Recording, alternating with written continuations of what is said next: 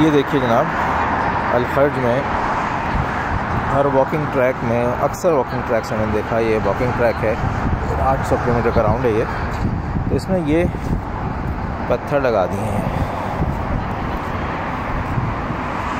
और इसके ऊपर नंगे पैर चलें तो इसको ये क्या कहते हैं कि ये सेहत के लिए इलाज है।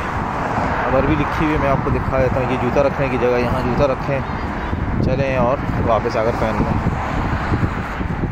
तो रिफ्लेक्सोलॉजी पाथवे अल-मुमर अल-सही, अब इसके ऊपर फ़वाइद लिखे हुए हैं, क्या लिखा है पता नहीं,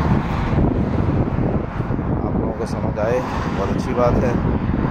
और तहदीरात मेरे ख्याल में वार्निंग को कहते हैं,